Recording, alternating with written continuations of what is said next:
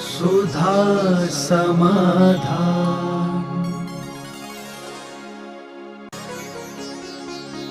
नमोस्तु गुरुदेव, हमें अपना कल्याण और मोक्ष का द्वार स्वयं ही प्रशस्त करना पड़ेगा। फिर हम देव वंदना किस लिए करते हैं? जैसे दर्पण होता है ना, दर्पण हमें कुछ नहीं करता है, लेकिन दर्पण में देखने से हमें अपना चेहरा दिख जाता है। हम देव वंदना इसलिए करते हैं कि उनकी वंदना करते समय हमें अपना स्वरूप दिख जाता है, ऐसा ही मेरा स्वरूप है। उनका चरित्र इसलिए पढ़ते हैं कि हमें पता चल जाता है कि ऐसा ही मुझे करना है। उनका चरित्र पढ़ने से ये पता चल जाता है कल वो भी ऐसे थे। एक senior doctor junior doctor senior के पास क्यों जाता है? कि उसके गुण सीखने के लिए। इसी प्रकार भगवान के पास जाने से, उनका चरित्र पढ़ने से, दर्शन करने से हमें उनके स्वरूप का ज्ञान हो जाता है। इसके संबंध में एक छोटी सी कहानी आती है। एक भेड़ का बच्चा था। वो शेर का बच्चा भेड़ों के साथ चल रहा था। एक दिन शेर ने देखा कि ये तो मेरा जाति का है, भेड़ों के साथ पल रहा है, और उसने उसको पकड़ लिया। वो मैं करने लगा और उसने कहा, देख तू भेड़ नहीं है, शेर है। बोले, नहीं साहब मैं तो भेड़ हूँ, बचपन से यहीं रह रहा हूँ। तो शेर पकड़ के उसको कुएं के पास ले गया और बोले, कुएं में झांक। और शेर भी झांक, मैं और तेरे में क्या अंतर है? बोले, मेरे में और तेरे में तो कोई अंतर नहीं है। तो शेर का बच्चा, अरे मैं तो अभी तक भेड़ बना था, मैं तो शेर का बच्चा हूँ। बस भगवान के दर्शन करने से हमें पता चल जाता है कि हम भेड़ के बच्चे नहीं, भगवान के बच्चे हैं। भगवान का वंदे तद्गुण लब्धे। उनका स्वरूप देखते ही हमें अपने स्वरूप का ज्ञान हो जाता है। जैसे कोई छाता भूल गया है और दूसरे का छाता देखकर, बोलो, अपने छाते की याद आ गई। उसने कुछ दिया क्या तुम्हें? कुछ भी नहीं दिया, देखते ही अपने छाते की याद आ गई। इसी प्रकार भगवान कुछ नहीं देते हैं, भगवान को देखते ही अपने अंदर के छाते का याद हो जाता है, ज्ञान आ जाता है। इसलिए भगवान का दर्शन। और दूसरी बात, अभी हमने एक दिन प्रवचन में कहा था, भगवान का अतिशय, बेटा खड़े रहो, भगवान का अतिशय, यदि वो देते और लेते हैं तो उनका अतिशय नहीं है। उनके बिना दिए ही हमें सब कुछ मिल जाता है, यही तो चमत्कार है। दो व्यक्ति हैं। एक व्यक्ति ने कहा कि साहब मेरा काम रुका हुआ है, तो वो कहे चलो मैं चलता हूँ ऑफिस में। वो साथ चला गया। एक व्यक्ति के पास अपन गए कि बोले साहब मेरा काम रुका। बोले कोई बात नहीं, मेरा नाम ले लेना। तो वहाँ ऑफिस में उसका नाम लिया, काम हो गया। और एक का व्यक्ति साथ जाके गया, तब हुआ। दोनों में प्रभाव किसका ज़्यादा? जिसका नाम लेके काम हुआ। हमारे भगवान का प्रभाव ही ऐसा है, और हमारी फाइल अटकती है, हम उनका नाम लेते हैं, हमारा काम हो जाता है। इसलिए जिनेन्द्र देव को कुछ करने की जरूरत ही नहीं है, और अपने भक्तों के संकट दूर करने के लिए जाने की जरूरत नहीं, उनका नाम लेते ही सब काम हो जाता है। ये जिनेन्द्र देव का अतिशय है। वो तो नहीं करते, लेकिन उनका नाम लेते ही सब काम हो जाता है। नमोस्तु गुरुदेव, इंसान बिना मुहूर्त के पैदा होता है और बिना मुहूर्त के मर जाता है, फिर जिंदगी भर शुभ मुहूर्त के लिए क्यों भागता रहता है? तीन बातें विचार करना। पहली बात तो, कोई व्यक्ति जन्म लेता है बिना मुहूर्त के जन्म लेते ही नहीं, क्योंकि जिस समय जन्म लेता है उस समय कोई ना कोई मुहूर्त होता ही है, कोई ना। अब वो मुहूर्त शुभ है कि अशुभ है, इसलिए जब कोई व्यक्ति पाप कर्म का उदय लेके आता है तो उसका जन्म अशुभ मुहूर्त में ही होगा। जब शुभ कर्म का उदय लेके आता है, ऐसे ही मरण का होता है। मरण कोई होता है तो कोई ना कोई मुहूर्त तो रहता ही है। जिंदगी में मुहूर्त उसके लिए जरूरी होता है। ये मुहूर्त क्या है? बुझते हुए दीपक को हाथ लगाना। मुहूर्त ना दीपक है, मुहूर्त ना बाती है, मुहूर्त ना घी है, ये तीनों नहीं है। मुहूर्त क्या है? जब हवा का झोंका आता है तो हाथ लगा लेते हैं। हाथ लगाने के बाद भी दीपक बुझ सकता है कि नहीं? बोलो, हो सकता है, लेकिन फिर भी हाथ लगाते हो कि नहीं? क्यों? लगाने के बाद भी बुझ सकता है। तो अपना मन क्या कहता है? बच भी तो सकता है। भव्य, बस ऐसे ही मुहूर्त होते हैं। मुहूर्त अपने दीपक को बुझते को हाथ लगाने के हाथ आते हैं। अपन जिस तरफ की हवा चल रही है उसी तरफ से यदि चलेंगे तो हमें चलने में दिक्कत होगी, और पीछे की हवा होगी तो हमें चलने में सहूलियत होती। जिनके तीव्र पुण्य का उनका उदय है उनको कोई भी आवश्यकता नहीं है, उनके लिए तो अमावस्या के दिन भी शुभ है। लेकिन जिनके थोड़े से कमजोर दिन होते हैं, डूबते को तिनके का सहारा काफी है। क्योंकि जिनका, अब जैसे कोई व्यक्ति ट्यूबलाइट खा जाता है तो फिर सभी लोग क्यों नहीं खाते? उसको ट्यूबलाइट पच जाती है और किसी को ककड़ी का बीज भी। तो अब ककड़ी का बीज जिन्हें नहीं पता उन्हें मुहूर्त देखना है। यानी जब पुण्य कमजोर होता है उस समय हर चीज की सावधानी रखना चाहिए। मुहूर्त नहीं होगा तो भी काम होगा, लेकिन वो बिगड़ भी सकता है, क्योंकि मुहूर्त में हाथ लगाने के समान हमारा कार्य संभल भी जाता है। ऐसा नमोस्तु गुरुदेव, श्रावक संस्कार शिविर लगाने का क्या लाभ है एवं इससे क्या शिक्षा मिलती है? जब माल नया होता है और माल खोटा होता है तब विज्ञापन किया जाता है। जिस माल की सारे भारत में ख्याति है, बिना ही विज्ञापन के नहीं संभाल पा रहे हो तो हम विज्ञापन में पैसा खर्च क्यों करें? इतनी ख्याति है इस राज शिविर की लाभ की, कहने की जरूरत ही नहीं है, लाभ बताने की जरूरत ही नहीं है। खरबूजे को देख के खरबूजा रंग बदल रहा है। पुराने शिवरार्थियों को देख के नए शिवरार्थी 60-70% शिवरार्थी नए आते। और शिविर की भर्ती के लिए तो पुराने शिवरार्थी बता सकते, तुम खोटे सिक्के सौंपते हो पंचमी के दिन और पूनम को हम चोखा करके दे देते। तुम 2 नंबर का माल सौंपते हो चौथ के दिन और हम 1 नंबर का माल करके पहुंचा देते हैं पूनम के दिन।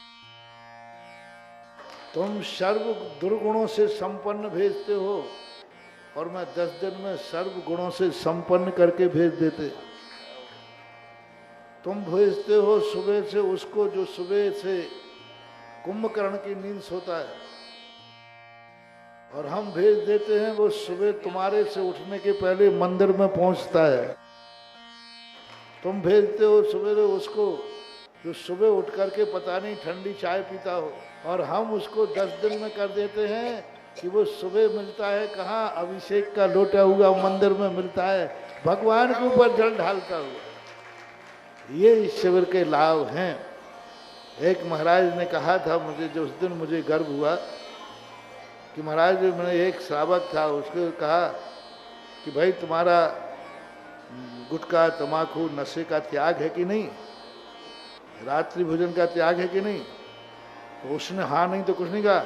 महाराज जी आपको मालूम होना चाहिए मैं सुधा सागर के शिविर का शिवरार्थी। तो बोले ध्यान रखना उस शिविर में जो चला जाता है उसके आसपास नशा नहीं भटकता है महाराज, ये पैटर्न है। तो मैंने कहा कि भाई अब मुझे पता चला मेरा शिविर लगाना सफल हो गया। उसने ये नहीं कहा कि हाँ मैं नहीं खाता हूँ, मैं नहीं पीता हूँ, ये नहीं कहा।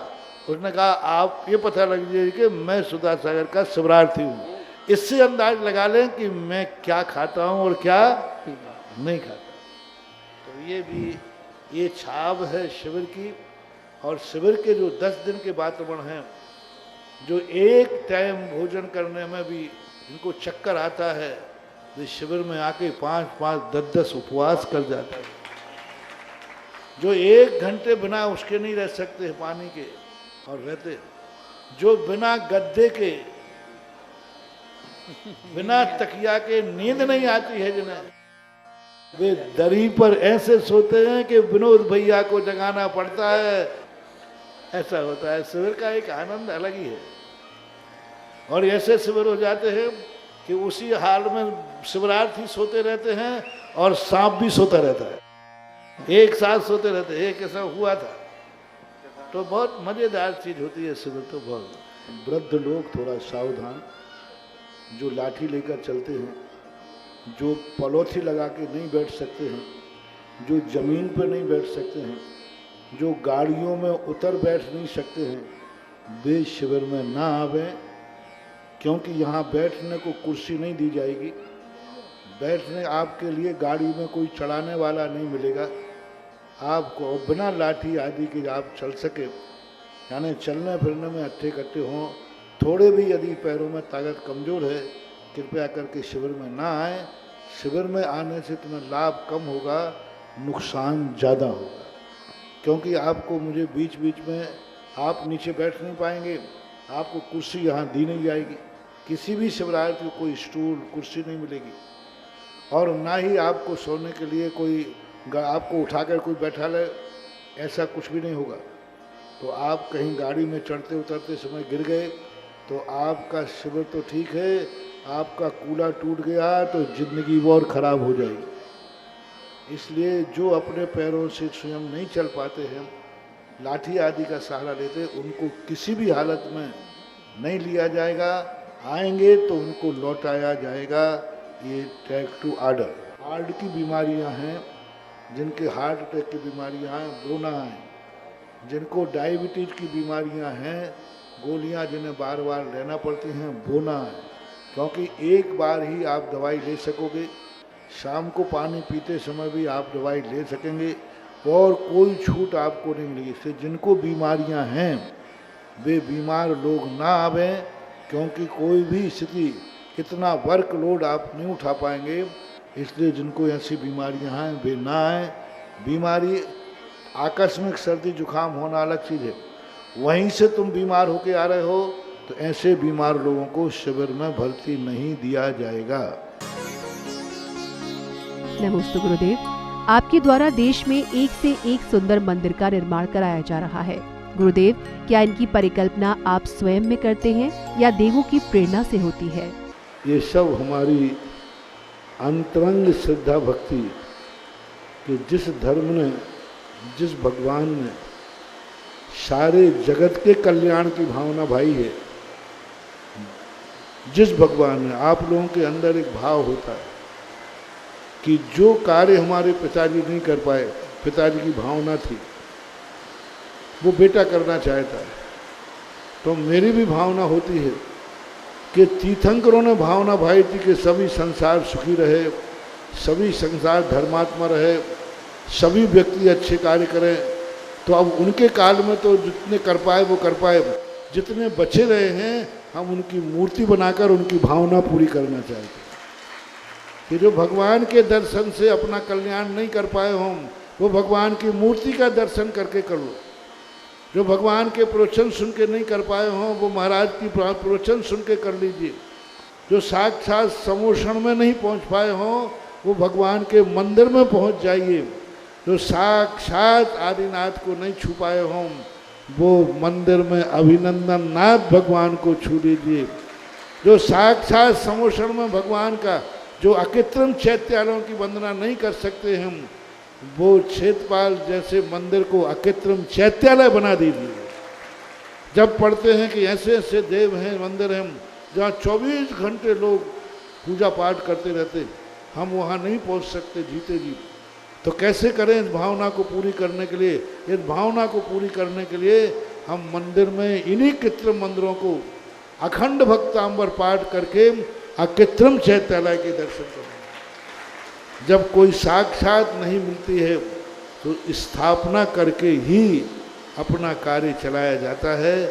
यह मेरी भावना है, यही गॉड गिफ्ट है, और बाकी सब अंदर की बात है। अंदर की बात सबको बताई नहीं जाती।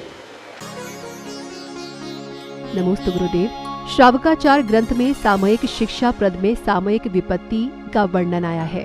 कृपया इसका अर्थ समझाने की कृपा करें। क्या है, घड़ी नहीं चलती थी तो लोग क्या करते थे, मुट्ठी बांध लेते।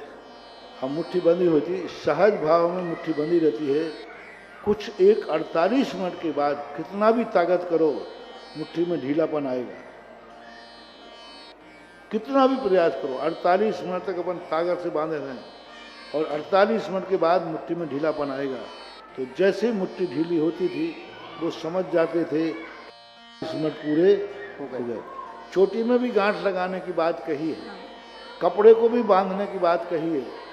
तो वो सब चीज़ें उनके संकल्प के लिए बताई गए हैं। मोह रोह मुट्ठी बाँधो आदि। तो घड़ी के अभाव में इस संकल्प कर लेते थे ऐसे।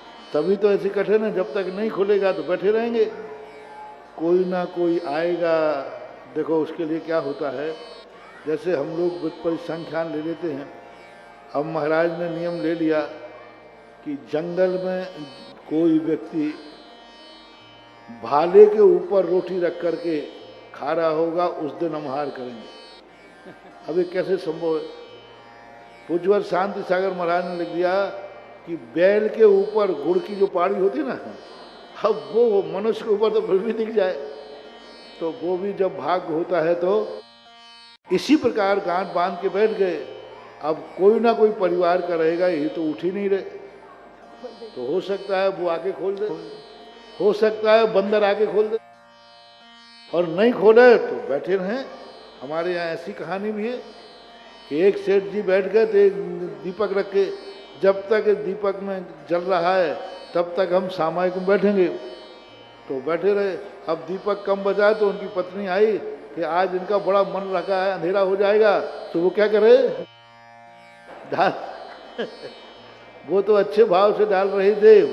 तो ऐसा भी कई बार हो जाता है, एक काकताली में आए। नमोस्तु गुरुदेव। कठिन उपसर्ग परिचय सहन किए बिना मात्र भावों से शुद्ध आत्मा की प्राप्ति हो सकती है? कदापि नहीं। भाव द्रव्य क्रिया भाव पूर्वक, जिस बिना नहीं जिनराज सीजे, बिना उसके आज तक जिनराज नहीं सीजे। तप कर जो कर्म खिपावे, सो ही शिव सुख दर्शावे। बिना तप के, बिना साधना के, बिना बाह्य लिंग के भाव लिंग हो ही नहीं सकता। आज ही संसार में आया था कि बहबंतर जो लिंग है, यह जो लिंग है, यह वस्तुतः अभ्यंतर लिंग का कारण है। इसकी सेवा करना है, दृष्टि भाव पर रखना है, सेवा द्रव्य की करना है। दृष्टि रखना भाव पर, घी की सुरक्षा कर, घी हमारा साध्य है, लेकिन सुरक्षा मटके की करना है, ऐसा व्यवहार करना है। इसलिए बिना द्रव्य के भाव शुद्ध कभी हो ही नहीं सकता, ना हुआ है, ना हो रहा है, ना होगा। जैसे बिना द्रव्य भोजन किए बिना भाव भोजन करने से पेट नहीं भर सकता, ऐसा ही बिना द्रव्य के भाव से धर्म नहीं हो सकता, आत्मा का पेट नहीं भर सकता। सुधा समाधान।